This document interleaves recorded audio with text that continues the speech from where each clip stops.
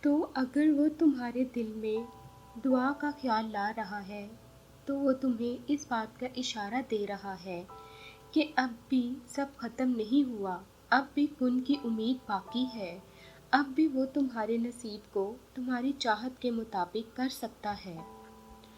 اور جو دعا سے بھی نہیں مل رہا تو سمجھ جاؤ اللہ نے اس سے بہتر آپ کو عطا کرنا ہے۔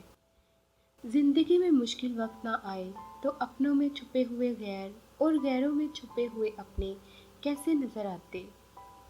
جنہیں یقین ہو مقدر لکھنے والے پہ، وہ انجام سے گھبرایا نہیں کرتے، اور جن کی داستانیں سن کر تم حیران ہوتے ہو انہوں نے ناول نہیں پڑھے بلکہ قرآن پڑھا ہے۔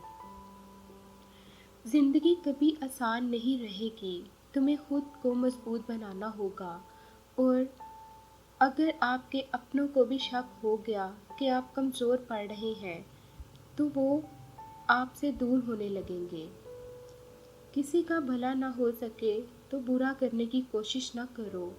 دنیا کمزور ہے لیکن دنیا بنانے والا نہیں۔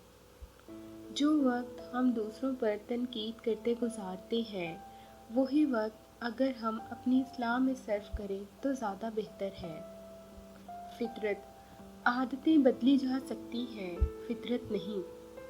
انسان کو بس ایک بار آزمانا چاہیے، پھر جو اس کا رنگ ہوتا ہے وہی اس کا رنگ ہوتا ہے، اس کے بعد وہ آپ کو نہیں، آپ خود کو دھوکہ دیتے ہیں۔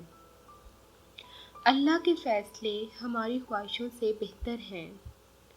اپنے کل کو بہتر کرنے کے لیے اپنا آج سنوارو۔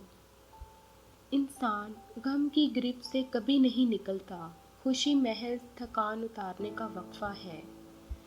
صبر اللہ پر یقین کی آخری حد ہے۔